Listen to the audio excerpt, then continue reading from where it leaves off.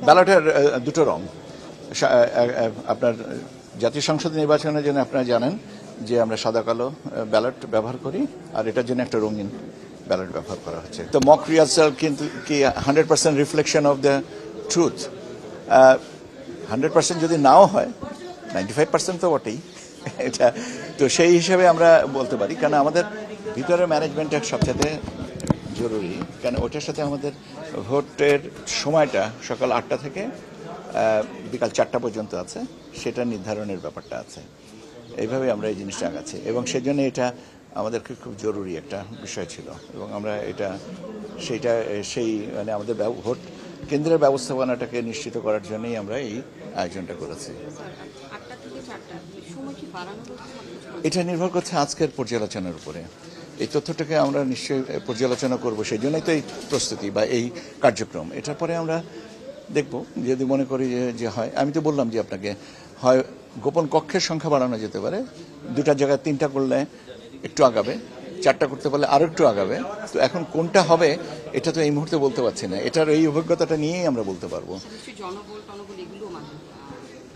জনবলের বিষয়টা তো আছে, কিন্তু জনবল ব্যাপার হচ্ছে যে যদি আপনার কক্ষ বাড়ে তাহলে জনবল বাড়বে, কিন্তু যদি আপনার গোপন কক্ষ বাড়ে, তাহলে মানে ভোট কেন্দ্রে যদি কক্ষ বাড়ে তাহলে জনবলের বিষয় আছে। কিন্তু যদি আপনার গোপন কক্ষ, যেখানে স্টাম্পিং করেন, যেখানে সিলটা লাগান, সেটার সংখ্যা যদি বাড়ায় তাহলে আমার জনবলের বেশি লাগবে না। তার কারণ হচ্ছে যে একই কক্ষের ভিতরে এটা হচ্ছে। কিন্তু যদি আমাকে কক্ষ বাড়াতে হয় তাহলে প্রত্যেক কক্ষের জন্য আমার মিনিমাম 3 জন করে বাড়াতে হবে। কাউন্টিং এর দেরি হতে পারে স্বাভাবিকভাবেই। এখন এই জিনিসগুলো তো অনুমানের উপরে না করে প্র্যাকটিক্যাল অ্যাসপেক্টটা থেকেই আর কি আমরা নিতে চাচ্ছি, এবং সেই অনুযায়ী আপনার ভোট গ্রহণ আমাদের এখন পর্যন্ত 4টা পর্যন্ত। তো 4টার পরে যদি আর কোনো ভোটার না থাকেন তাহলে আমরা তো কাউন্টিং তাৎক্ষণিকভাবে শুরু করা যেতে পারে, তাই না? সেখানে এবং আপনি চিন্তা করে দেখেন, যদি ভোট কক্ষ থাকে 4টা, তো 4টা কক্ষ মানে আমার কতজন? 3-4 12 জন, আর একজন প্রিজাইডিং অফিসার 13 জন নিয়ে বোধহয় পারা উচিত, তাই না? সময় তো দিতে হবে।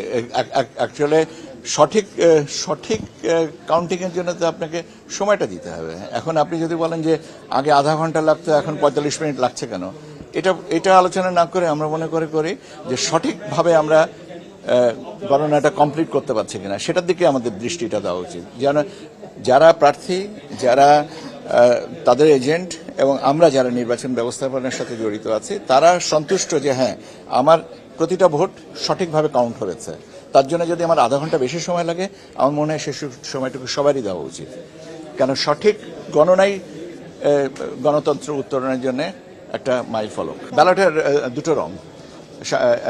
আপনার জাতীয় সংসদ নির্বাচনের জন্য আপনারা জানেন যে আমরা সাদা কালো ব্যালট ব্যবহার করি, আর এটার জন্য একটা রঙিন ব্যালট ব্যবহার করা হচ্ছে। কাজেই রঙের পার্থক্যটা আছে, আর এটাতে আরেকটাতে তো প্রতীক আছে, আর এটাতে কোনো প্রতীক নাই।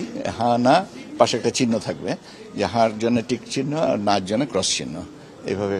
এবং এটা প্রচারণা করা হবে। এটা তো আপনারা জানেন যে মাত্র কয়েকদিন আগে এটা হয়েছে। এখনো পর্যন্ত আজকের এই অভিজ্ঞতাটা নিয়ে আমরা প্রচারণাটার স্ট্র্যাটেজিটাও ঠিক করতে পারবো। আজকেও তো প্রচার হচ্ছে, আজকেও তো প্রচারণার একটা অংশ। এটা তো চলমান থাকবে যতক্ষণ না পর্যন্ত আমার কাউন্টিংটা কমপ্লিট হচ্ছে। এটা আসলে তো আরো আগে থেকেই প্রচারণা হয়েছে, তাই না?